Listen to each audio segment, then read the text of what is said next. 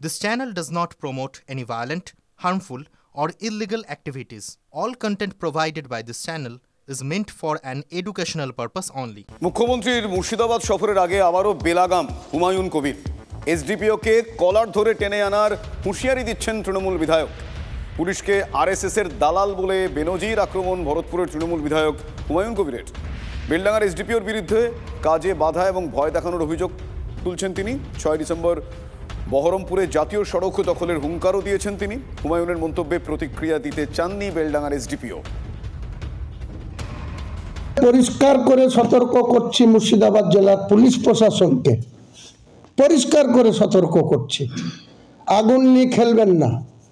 আর SDPO উত্তম গড়াইকেও পরিষ্কার করে সতর্ক করছি, আপনাকে স্মরণ করে দিচ্ছি যেটা মুর্শিদাবাদ জেলা, আপনি অনেক দাদাগিরি করে এসছেন ভগবানগোলায়, অনেক লাইফ নষ্ট করে দিয়ে এসছেন, আমি সব আপনার ইতিহাস জানি। এটা বেলডাঙ্গা আর এটা মুর্শিদাবাদ। হুমায়ুন কবিরের সঙ্গে পাঙ্গা নিতে যাবেন না। আপনার মতন এসডিপিও আমি থোড়াই কেয়ার করি না। যেদিন আপনার কলার ধরে নেব সেদিন আপনাকে কলার ছাড়িয়ে লোক থাকবে না। আপনি পরিষ্কার বলে দিচ্ছি আপনাকে, মুসলমান ভোট দিয়ে আপনাদের সরকার নির্বাচিত করবে আর আপনারা আরএসএস এর দালালি করবেন মুর্শিদাবাদ জেলায়। শুনলেন কি বলেছেন হুমায়ুন কবির। ভরতপুরের তৃণমূল বিধায়ক হুমায়ুন কবিরের দলে কোনো গুরুত্ব নেই। দলীয় বিধায়ককে ঠিক এভাবেই আবার কটাক্ষ করলেন সাংসদ কল্যাণ বন্দ্যোপাধ্যায়। বাংলায় তৃণমূল চলে মমতা বন্দ্যোপাধ্যায়ের কথায় তিনিই শেষ কথা, ঠিক এভাবেই এক প্রকার এই গোটা বিষয়টার প্রতিক্রিয়া জানিয়েছেন সাংসদ কল্যাণ বন্দ্যোপাধ্যায়। और हमने पहले बोला था ना, जब हमने बोला था आप लोग विश्वास नहीं किया। जो अधीर रंजन रायचौधरी जब इधर ऑपोजिशन लीडर था, हम तो बोला था बीजेपी के साथ हाथ मिला लिया, वो तो प्रमाणित तो हो गया 2024 में। थोड़ा धीरज रखिए, कहाँ वो जाने वाला है। तो बाबरी मस्जिद बनाएंगे कि नहीं आपने? उनका उस एमएलए का कोई दाम वैल्यू नहीं है ना। पश्चिम बंगाल में सुन लीजिए, हमारा पार्टी पश्चिम बंगाल का आदमी सबसे ज्यादा जिसका ऊपर ट्रस्ट है, विश्वास करता है, प्यार करता है, उनका नाम है ममता बनर्जी। पार्टी चलता है उनका नाम से, और के कौन की बोला और कुछ बोला, ऐसा उसमें कुछ नहीं है। শেখ শাহজাহান জেলে, কিন্তু বাইরে তাণ্ডব চালাচ্ছে শাহজাহানের গুন্ডা বাহিনী। সন্দেশখালীর সরবেড়িয়ায় মণ্ডল পরিবারকে মারধর, হুমকি, এমনটাই অভিযোগ। মণ্ডল পরিবারের জমি দখল করে শাহজাহান মার্কেট তৈরির অভিযোগ।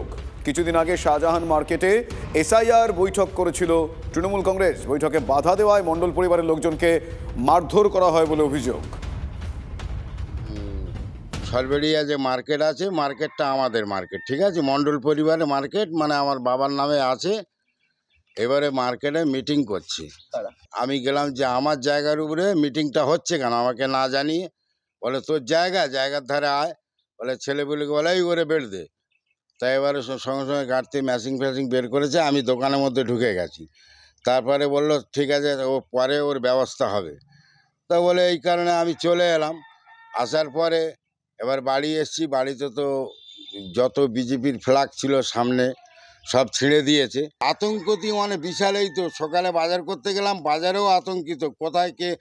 সারাদিন তো ওনার কেডার বাহিনী, আর এখন তো মুসলিম শেখ, পুরো মুসলিম শেখ, সবিতা রায়, ইমান গাজী, এরাই সন্দেশকারীটা ঘিরে রেখেছে। মোটামুটি এরা ভোট অবধি যে কত মানুষের প্রাণ নেবে তার কোনো ঠিক নেই।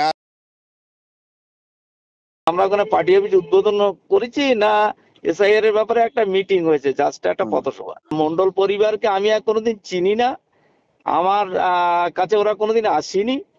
ওদের যদি লিগাল কোনো জমি জায়গার ব্যাপার থাকে, আমি জমি জায়গার ফাইলটা ভালো বুঝি, ওরা আসুক আমার কাছে।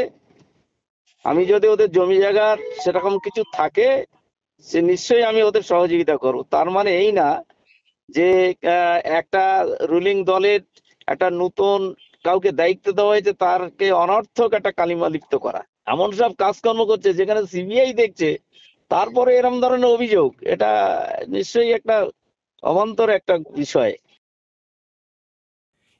এই যে নেতা, এদের জানা উচিত যে এদের মনিবরা কিন্তু জেলে, তাই বেশি লাফালাফি করার কোনো দরকার নেই।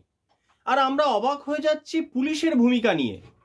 কোর্টের নির্দেশ অমান্য করে যারা এই ধরনের কাজ করার দুঃসাহস দেখাচ্ছেন তাদের বিরুদ্ধে পুলিশের ভূমিকা কি? আদতে তারা আছেন কেন? পুলিশের ভূমিকা তৃণমূলের নেতাদের মতো হয়ে গিয়েছে। এখানে সন্দেশখালীর শান্তি বজায় রাখতে রাজনৈতিক আন্দোলন শুরু করতে বাধ্য হব।